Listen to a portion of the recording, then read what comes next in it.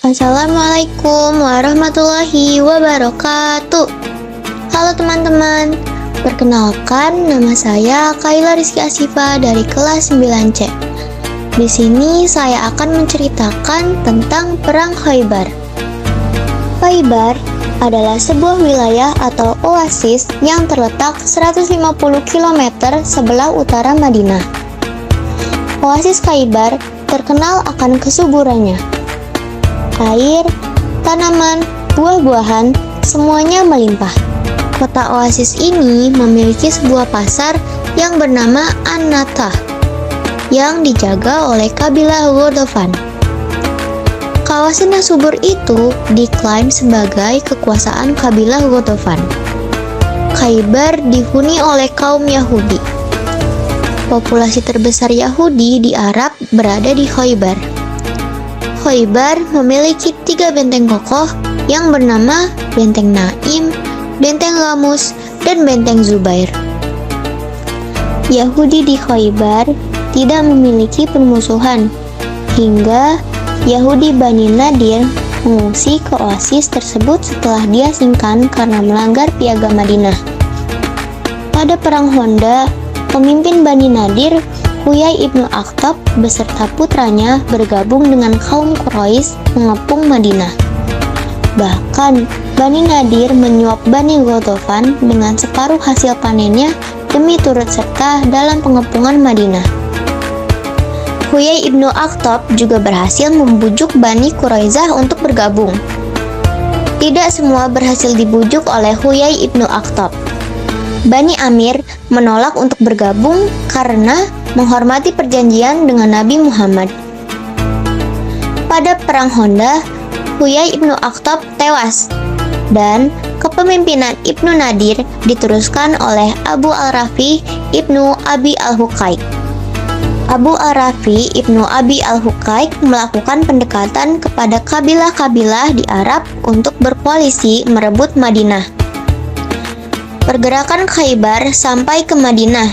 Beberapa kaum muslim datang ke Khaybar untuk mengintai situasi. Salah seorang muslim berhasil menyusup ke lingkungan Abu al-Rafi ibnu Abi al-Huqaiq dan membunuhnya. Sementara itu, di Madinah pada tahun 629 Masehi atau tahun ke-7 Hijriah, Nabi Muhammad dan pasukannya baru saja kembali dari Hudaybiyah.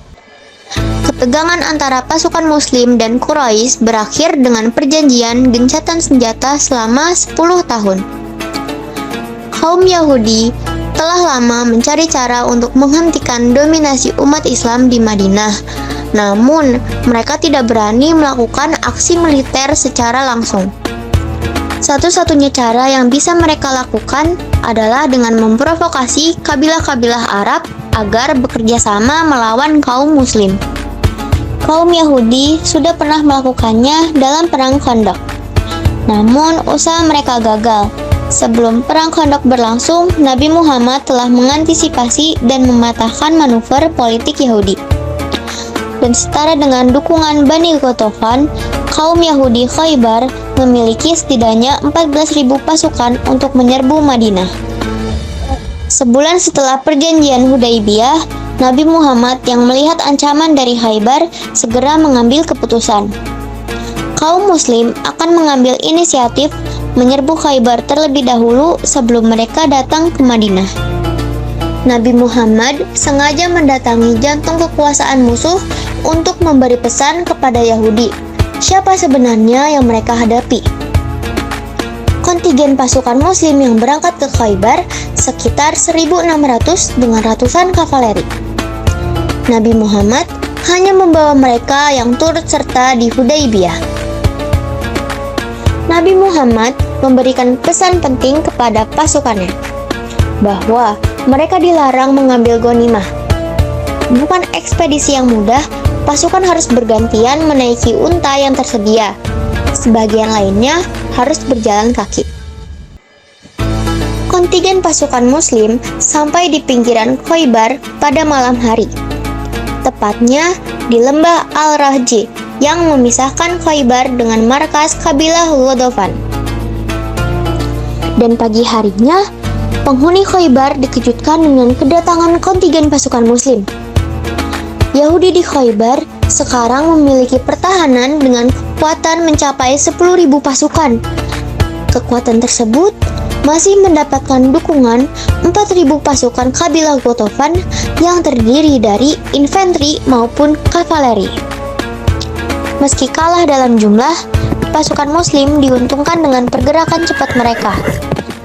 Mencapai Khaybar tanpa dugaan menyebabkan kaum Yahudi tidak sempat mengkoordinasikan pasukannya.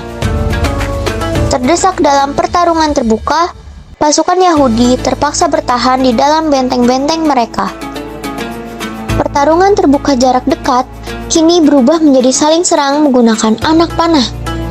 Baik Yahudi maupun Muslim tidak pernah siap dalam pengepungan jangka panjang. Karena itu, pasukan Muslim melancarkan serangan kilat. Malam harinya, memanfaatkan kegelapan, pasukan Yahudi berhasil keluar dari benteng dan pindah ke benteng lainnya. Pagi harinya, pertempuran jarak jauh berlanjut ke benteng lainnya. Mencegah pasukan Yahudi melarikan diri, serangan semakin dilakukan.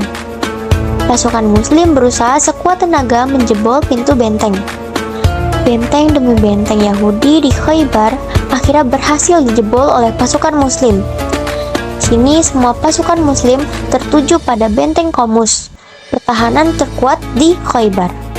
Selama beberapa hari dipimpin oleh Abu Bakar Ash-Shiddiq, pasukan mengepung benteng Qomus. Perjuangan berat kini dihadapi Muslim untuk menjatuhkan benteng Qomus. Abu Bakar Ash-Shiddiq gagal menjebol benteng Qomus. Pemimpin serangan dialihkan ke Umar bin Khattab. Meskipun terkepung, kaum Yahudi masih bisa bertahan. Melihat benteng Qomus yang tidak kunjung dijatuhkan, Nabi Muhammad memerintahkan Ali bin Abi Thalib mengambil alih pimpinan serangan. Ketika Ali bin Abi Thalib bertarung, Marham, salah satu pemimpin Yahudi, menyambutnya. Duel dua panglima tersebut berlangsung dengan sengit. Duel berakhir dengan tewasnya Marham. Bersama beberapa pasukannya, Ali bin Abi Thalib berhasil merobohkan pintu benteng. Jebolnya benteng Qomus membuat Yahudi tidak memiliki pilihan selain menyerah. Menyerahnya Yahudi Khaybar menandai sebuah hukum penting di Islam, yaitu status zimmi atau non-muslim di bawah kekuasaan muslim. Selama tidak melakukan pembangkangan, kaum zimmi mendapatkan jaminan perlindungan sesuai dengan hukum Islam. Sedangkan pasukan Ghatafan, sekutu terkuat Yahudi Khaybar, tidak datang karena termakan rumor akan adanya serangan kaum muslim ke benteng mereka. Strategi ini berhasil mencegah bantuan kabilah Ghatafan ke Khaybar. Setelah pengepungan Khaybar selama 1,5 bulan, pasukan muslim kembali ke Madinah tanpa membawa ghanimah seperti perintah Nabi Muhammad. Jatuhnya Khaybar semakin meningkatkan populasi kaum muslim di Jazirah Arab. Suku-suku Arab nomaden semakin banyak menyatakan sumpah setia kepada Nabi Muhammad.